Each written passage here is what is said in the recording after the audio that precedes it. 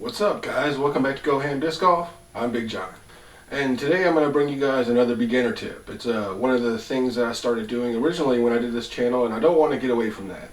I want to keep on bringing you guys beginner tips because, as you guys know, that I'm trying to bring as many people into this sport as possible, and one of the ways of helping the new players is teaching them things they may not know. So one of the things that a lot of new players have a little trouble understanding, or may just try and strive to get under their belt, is how to handle wind.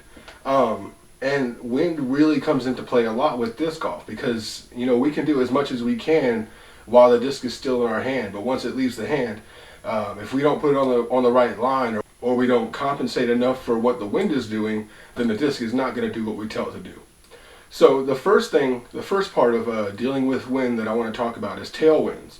Wind that's coming from your back to the front. And what that's going to do to a disc, no matter what disc it is, it's going to make it a little more overstable. And that depends on how hard the wind is blowing. If you just have a little breeze, you're really not going to see a difference.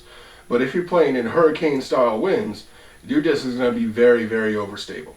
Another thing that I'd like to mention about tailwinds is that you can get a lot more distance out of tailwind. And that's because when you let the disc go, the wind is traveling behind it, so naturally it's going to push it forward. But the wind is going to get underneath your disc and catch the front lip and carry it more. Alright? So with tailwinds, expect it to be a little more overstable and to fly farther. Now on the opposite hand, let's talk about headwinds. Headwinds are when the wind is coming from in front of you, towards you, and behind you. And that's going to make your disc fly more understable.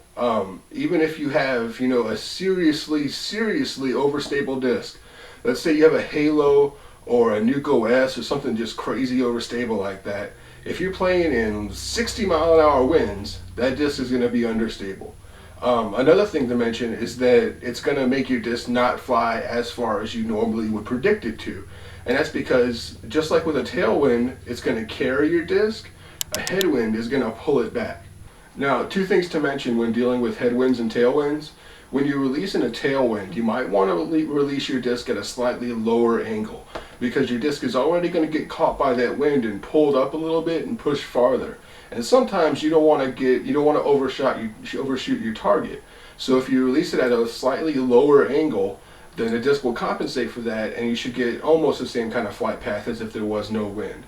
And in the same right, if you're throwing into a headwind, release it at a slightly higher angle. That way when the wind starts pushing back and pushing down, you'll compensate for that and hopefully get close to the same flight path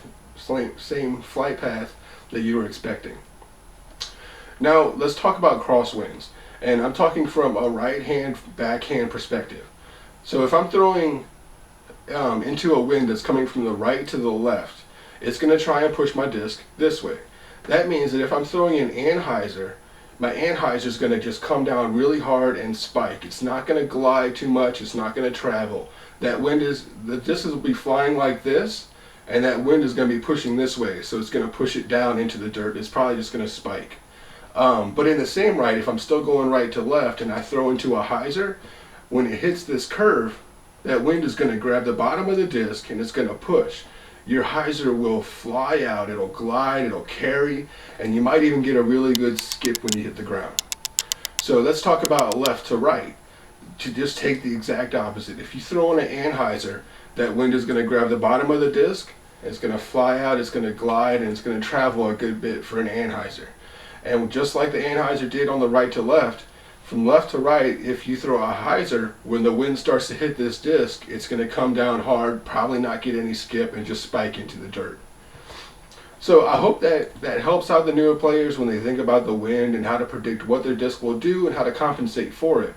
If anybody has any suggestions or any tips or anything like to add to how they can, deal with wind when playing disc golf, please let me know.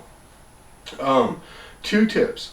A lot of times when you see pros playing, they'll grab some dirt or some grass, just like in professional golf, and they'll throw it up in the air just to see where the wind is.